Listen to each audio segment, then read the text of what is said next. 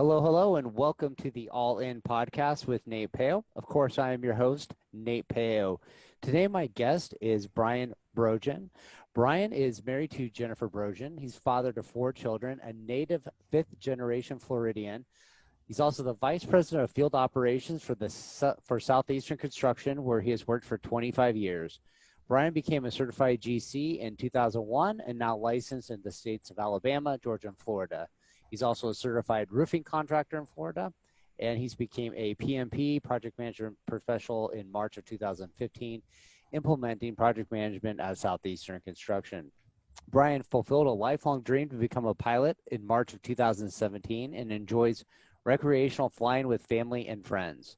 Brian has served as the director with SCOAR, the Southeastern Construction Owners and Associates Roundtable, since 2014, with a previous role as secretary and currently treasurer. Brian led the creation of ACE Mentorship Chapter in Polk County in 2013 and is currently serving as director. In February of 2018, Brian became a certified coach, trainer, and speaker with the John Maxwell Team. Brian is host of the Build Your Success podcast and enjoys adding value to his family, team members, and the industry. He's also the author of a 100-hour pilot, fulfilling a lifelong dream. Welcome to the show, Brian. How are you? Nate, it is so good to be here with you today. Yeah, it was funny. I was reading your intro, and you have up to so many things, and then I get to the last bit, and I was about ready to keep reading it, and it was going to be your address. So it's a good thing. Stop that. Don't want to give that out. So, man, you're up to a ton of stuff. And before we get into the details, kind of like what drove you to do all these things extracurricular from work, but learning to fly, the certified coach, the writing a book? What's your motivation there? Well, I have a very low IQ and I'm very highly active and impatient. So I like doing a lot of things all at once. So Yeah, that tends to happen.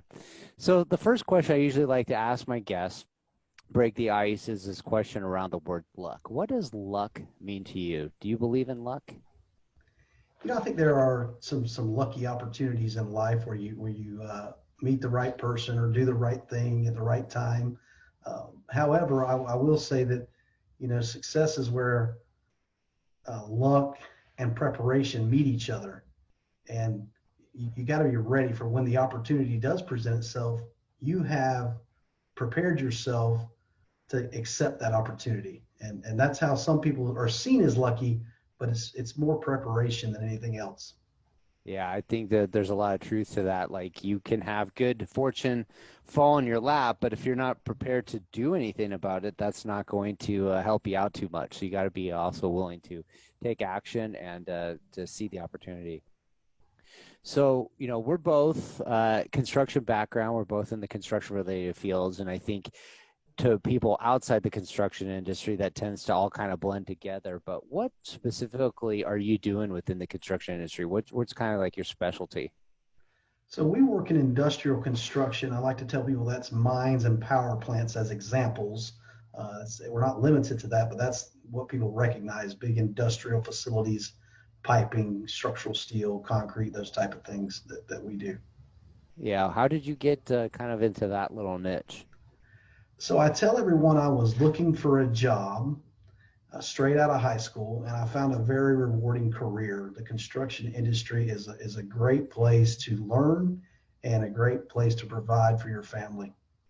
Yeah. The construction, there's a lot of opportunity. It's easy to get your foot in the door. And, I think for a lot of people willing to put in the effort, there's a really high ceiling. Like, um, I've worked for people that were MBAs, they had all the college degrees, and then you also had people that you worked for that barely had their high school diploma. Like, you could be running an extremely successful company with limited extended education. Doesn't mean you're like not smart enough to run a successful business, but it was a place where there's people that come from very blue collar backgrounds, knew how to run a backhoe really well and grew a backhoe into a multi-million-dollar company. And then, other people come up through the education. That was my path. I went to college in construction management, got a degree in that, and kind of spent my career in the office there. So, everybody's got their own little unique background. But I remember my first job, was my experience to how diverse construction was and not knowing anything. I grew up in Nebraska, and construction for me was the summers. We poured driveways and concrete sidewalks in the summer for houses. And my first job was working for a large general contractor that had an office in Nebraska, but the office I went to go work for was in California. And the office in Nebraska built like office buildings, right? So I thought that that's what I was going to go do. And I get to California and they go, hey, we're going to go build a water treatment plant. And I was like, what's a water treatment plant? And I didn't have a clue. And they're like, well, you're going to be working on this team that's going to build secondary clarifiers. I'm like, what's a clarifier? And this is probably stuff's like all over most people's minds, but you very quickly got like thrust into a world of knowing how, when you flush the toilet, where your water goes and how it's cleaned. And it's pretty integral process of how they separate everything and do it. But you're building these structures that you have like no idea, a clue about. Nobody taught me in college about any of this stuff, and you're just out there trying to figure out. And I'm sure, going into mines and power is like another very complex thing that's like, you just don't gather that knowledge on the street. You got to kind of really be exposed to it and develop years and years of experience. Absolutely. My uncle was a wastewater treatment operator, and he carried us on a tour of his wastewater treatment plant. Those things smell really well, don't they, Nate? They are that's where they make perfume, I think, right? That's where Coco Chanel gets her. No, but I swear, this is like the weirdest thing, but when I worked there, I swear I had the highest immunity. I never got sick, and I think it was just because we were exposed to like so many bad like elements in the air that like you just kind of got immune to everything. But it's a weird place to work, and yeah, I guess you see it all, especially your family member probably told you a million stories of stuff they saw come through the headworks, but Absolutely, that's a whole other story. It sure is. So you're out there doing a podcast, right? And you're flying planes. What is a guy that's been doing construction most of his life hosting a podcast? What brought you to doing that, and tell us a little bit about what your podcast is about? So the podcast is me just trying to help other people understand some leadership principles similar to you. I have guests on that I speak with and find out what they are passionate about.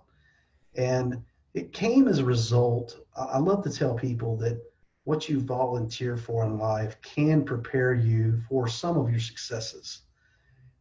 You mentioned I was on the board for SCOAR. That's a regional construction council for the Southeast. And we constantly talk about how we don't have enough people to fulfill the roles. There's always a workforce shortage, and we're looking for workforce development, trying to train the next generation. So I decided to volunteer for the ACE Mentor program about 8 years ago.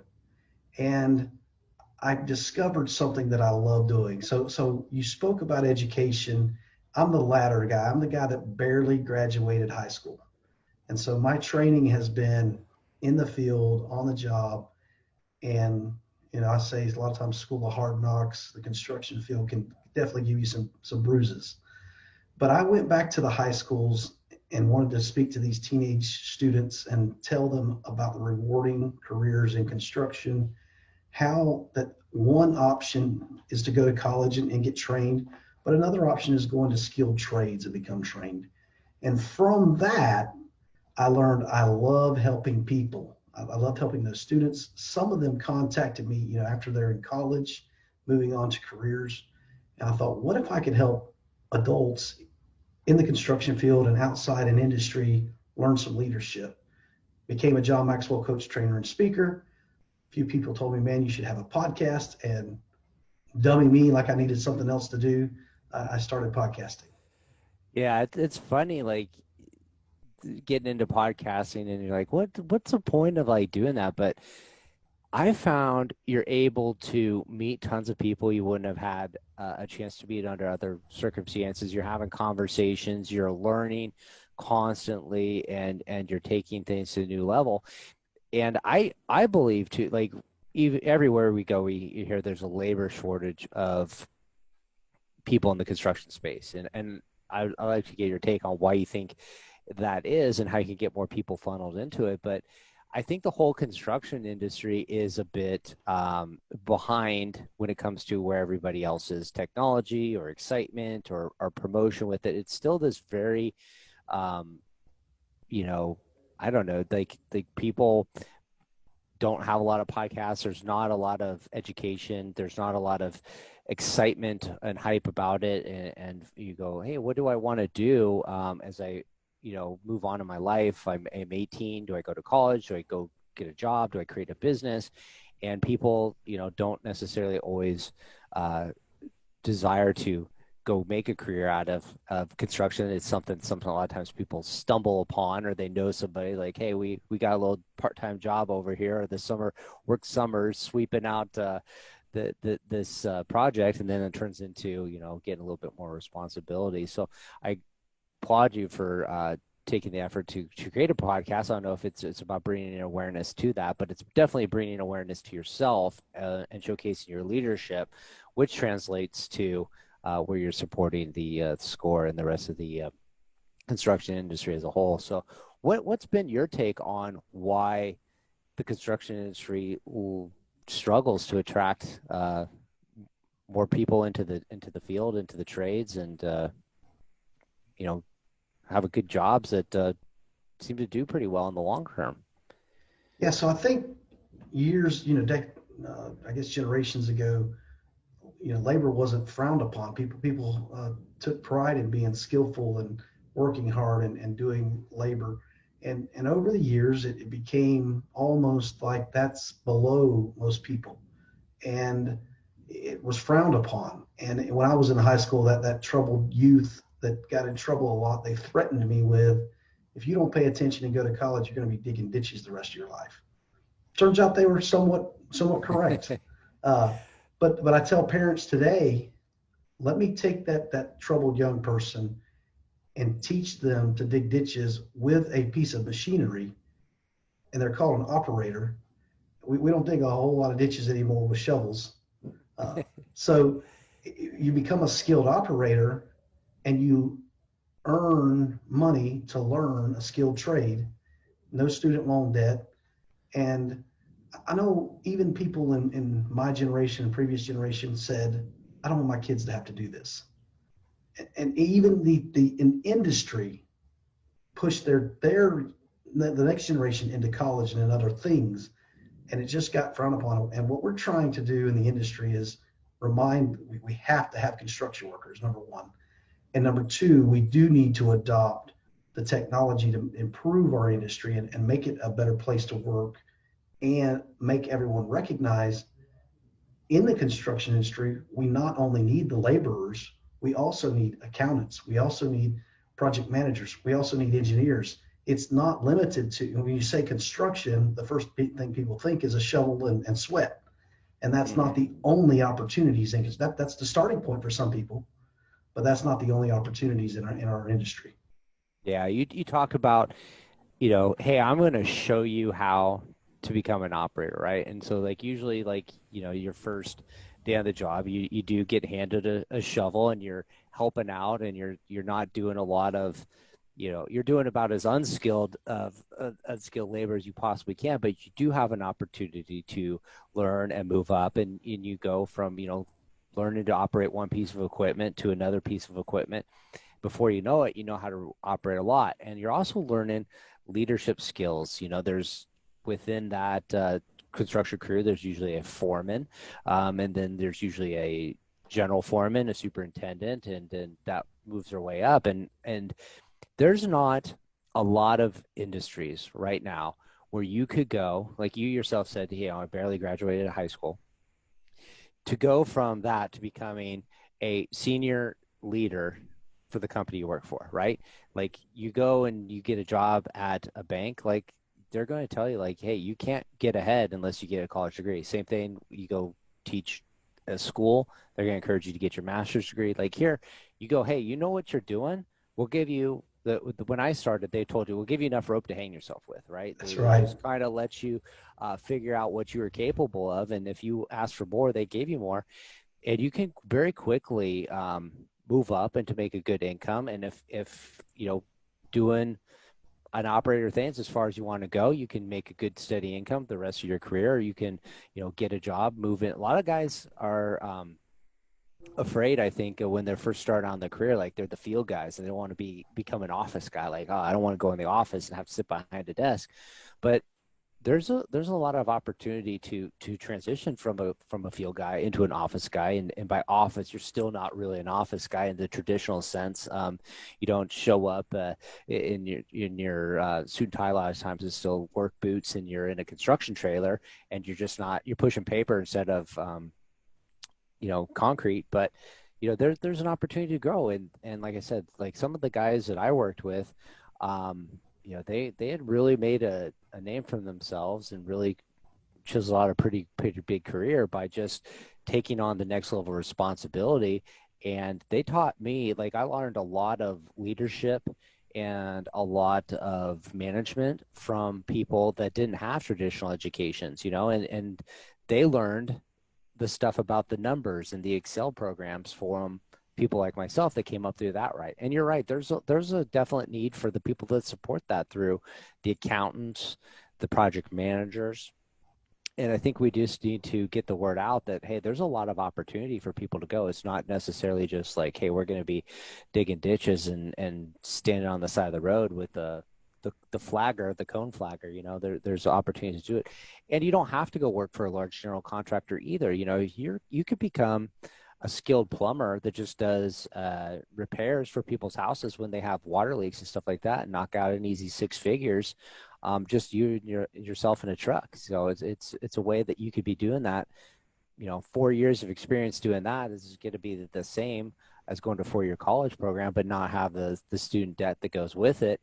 And basically at the end of 4 years, you just have a vocabulary of construction. And now you got to go really learn the trade and put in another 4 years. Somebody else do that 4 years, learn it up through the trades. And then, they're ready to rock and roll and get going with it too. So. Yeah, that reminds me of a story I heard about a plumber one time who went to work at a doctor's house to repair his plumbing for him. And he got the job done. The doctor was pleased. And the doctor looked at his invoice and said, man, how do you charge $170 an hour for your labor rate? He said, I'm a doctor and I don't charge that. And the plumber said, I didn't charge that either when I was a doctor. That's pretty funny. I like that one. You really can, the sky's the limit for construction workers in the industry. I've said a lot of good things about our industry, but one void that I hope to fill, we in the construction industry, and it's not everyone, but many of us, we take the best welder or the best equipment operator or the best plumber, and we make them the foreman with zero leadership skills. We hand them a computer, we hand them a pad and paper and say, hey, you're the foreman, you're the supervisor. And we don't give them what a lot of people call soft skills, I would argue are foundational skills, and to set them up to be the leader we want them to be. So that's one of the things I want to do through the podcast, through the training I'm offering, is to help people take that middle level management they were a great skilled craftsman, great trade person. Now they've been promoted and they need to learn some foundational skills to be a better leader for their team. Mm-hmm. Yeah, I noticed that a ton of times. We used to have these carpenter crews, like 4 or 5 guys, right? And one guy would be the foreman. There'd be 4 really good hands, right? And then what you'd always do is you go, hey, these 4 hands were really great. We need another crew. Like you'd take the number 1 or the number 2 guy that was the hand, and you're like, okay, you're the foreman now, right? And you put them in a role, and all of a sudden they go from like really high performing, excellent worker to stressed out. They're not performing well because they're not learning the skills of leadership and management. And I think, for any industry, it's one of those things. It's like, it's really easy to know what you're supposed to do, and it's really easy to do what you're in control of. But when you go into a position and go, okay, we don't want you to do it yourself now. We want you to help 4 other people do what you were doing. All of a sudden it's like, oh, I don't have any control over this. And you have to learn what works for you. And you're just thrown kind of to the wolves of it. And, it's sink or swim. And I think a lot of people, maybe miss out on their potential. Either A, they just can't get that figured out. So they become, this guy's not working out, we're going to get rid of him. Or they just don't like it because they weren't taught how to do it. And so they just like abandon the idea of like, hey, I just wasn't for me. I don't want the stress of it. And it's like, it's just like anything else. Like when you picked up the hammer the first time, you didn't know how to do everything, run the saw, but you learn it and you get better at it. And the management's very similar. You learn what works for you and implement it. So I thanks for pointing that out. I think that's a huge thing to bring up. You talked about, well, you didn't talk about it yet, but you wrote a book on learning to fly, right? And you also chased a lifelong dream of pursuing getting your license to fly. So talk a little bit about the journey to become a pilot and a reason to write a book about that experience. Yeah, so I'm 44 years old now. And so one of the very popular movies for my teenage years was Top Gun.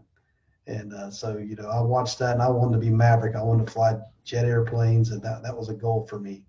And so I wasn't that good in high school. We've had that conversation. And so that was not going to work out for Brian. So that dream had to go set on the side burner for many years. And I had went to the airport on probably half a dozen occasions over the last 20 years and said, man, I'd love to fly. What does it cost? How do you do it? And every time I'd come up, I was bringing up 4 children, man. That you read that earlier. That we have twin boys who are 21 and have decided to follow me in the construction boots and hard hats. So I'm really excited about that. But I decided, you know what, I just can't afford it right now. And I hit that 39 year and said I want to do something major by the time I turned 40. And so I signed up for pilot lessons. And I didn't get the license before I turned 40, but I did get to solo an airplane before I turned 40. And then a few months after my 40th birthday, I became a licensed pilot.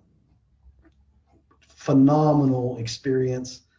A lot of leadership lessons in piloting that I love to use in some training now that I have the experience. And I found out looking for books that I wanted to read about piloting that most of them were technical in nature, because a lot of pilots, they start when they're 16 years old. It's all about the airplane and all the technical items, which is great. You need those things. But I decided I want to write something to tell someone about a 40-year-old man fulfilling a lifelong dream and some of the failures that happened, some of the trials, and then the eventual getting my rating and becoming a pilot. And so I started on the book right at around 100 hours of flight time. And you have to have a minimum of 40 hours of flight time to become a pilot. And mine took me about a little over 60 hours. And so when I decided to write the book, I was right at 100 hours. So that's what I named the book, was the 100-Hour Pilot. And it's just the experience of why I wanted to learn to fly, all the different things that go in with flying airports, the training, your trainer, your CFI, your instructor, and then the flying community. And I just wanted to encourage others. And I got a Google review this last month where someone said that they had decided to take up flying. It had been a lifelong dream for them. And after reading the book, they've signed up for lessons. So that's what I wanted to do with the book. And I've accomplished that goal, at least with one person. So I'm happy about that.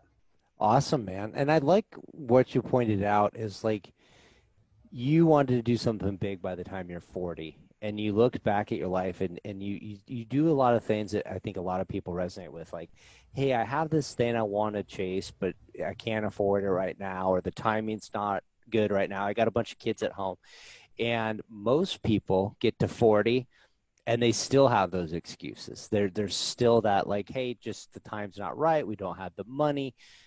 I'll do it when I'm 50, and then it's when I'm 60, and then before you know it, you've lived your whole life and you haven't pursued that lifelong passion of yours. So I think showing others that like you can go from somebody that's thinking about doing it or dreaming about doing it to actually being somebody who does it, and that it's possible. And if you make it a priority, you can find a way to do it. And I'm sure it's led to a lot of experiences and memories with your family that you wouldn't have had otherwise. And to say like, I don't know if you've thought this, but if you're making those experiences now, would you have kicked yourself in the past and just say, hey, look, this is going to open up some stuff that you're not going to be able to get back with your family. So even though you say, oh, I can't do it today, what are you missing out on because you're not doing it? Yeah, the opportunity cost of life is if I don't do this, a lot of times we think of the expense side of things, but if I don't do it, what opportunities am I missing out on, Nate? That's a great point. And no matter what you're working on in life. So the book's about a 100-hour pilot, middle-aged guy fulfilling his lifelong dream, but your listeners have dreams that they've been thinking about for years or decades that they need to commit the time and effort to make it happen. And if they will, I say if you put your mind anything, you do anything you want to do. Now there's some things we can't physically do, so your mind won't allow you to go there. But they're the things that you can process in your mind and set a plan forth for, you can make those things happen. Yes, you can. Yes, you can. So question for you is, what does it mean to be all in on an idea or an outcome? Being all in, man, means you're just giving it everything you have and you're committed to it. It means I'm going to stay focused on this and I'm going to be committed to it. Awesome. Awesome. So you talked about, you have a podcast, you're mentoring young future construction professionals. Who are the ideal people you're looking to get your message in front of and connect with? I like to help anyone that needs help, and I want to focus on the middle supervisor construction people that want to see what the next level is for them and show them their potential, let them realize this is not a dead-end job. You have opportunities. In some situations, it may not be with the company you're with today, but if you'll focus on preparing yourself for the next opportunity and you get lucky enough to get that opportunity, then you'll be ready and positioned to help your family, to do better, to help. If you got charities you want to support, the more you can do with your time to make it more valuable to others, and people are willing to exchange their money with you because it's something you're giving them a value, then you can do the same for others and help others. I love that answer. That's so true. So before I ask where people can find you if they want to get connected to you, what's your favorite piece of equipment to operate? I've operated a few pieces of equipment, but my favorite's probably a mobile crane, so a lot of stuff going on there with the telescoping and swinging and cabling down and just a lot of things to think about. And I still today relate the way that you lead an organization is through pulling levers. So from an operator standpoint, we have team members that are good at certain things, that they're the swing lever, or they're the hoist, or they're whatever their specialized thing is that they're good at it and they're gifted in. And I'm still operating equipment. It's just a different type of equipment. It's and I don't want to talk that people are things, but they do have strengths and weaknesses, and we recognize what they're best suited for and use them in their strengths is what I'm trying to convey. Yeah, and I love your analogy of that because people are complex and it takes a lot of skills to be a leader and a manager and to be good at it and make it look effortlessly. And I'm thinking about the guys I know that could run a crane like nobody's business. And for those who've never ran a crane, like you have levers on the right and levers on the left, and they do different things, right? Up, down, left, right is on one, and then up, down, left, right does different things to the other. And then you got it in your feet pedals too, and there's just like a whole bunch of things going on. But they can just pick up, this really heavy object and land it on a dime somewhere else. Sometimes you can't even see where it's going. You're communicating via radios and hand signals. And they just make it look so effortlessly the way they manipulate this crane to do what it's supposed to do. And if you ever get on one, you try to do it the first time, it's like herky jerky. And so I think that's a good analogy for leadership. So where can people go to get connected to you if they want to reach out and say hello? So I love to connect on LinkedIn with folks. So that's Brian, Brian, Brogen, Brogen at LinkedIn. I have a website called buildcs.net where I do what I call my side hustle, training, coaching, and speaking for individuals. And that's where you can find me, those two places. You want to give me a phone call, I'll put my phone number out there, 863-800-9658. So love to speak with people. I'm a people person. So awesome stuff. So all that'll be linked in the show notes. Please reach out and say hello to Brian. And if you do, let him know you heard about him on the All In podcast with Nate Pale. So Brian, thank you for your time. Thank you for the lessons, and had a great time chatting with you. Nate, I've enjoyed it. Thank you for your time. Thank you.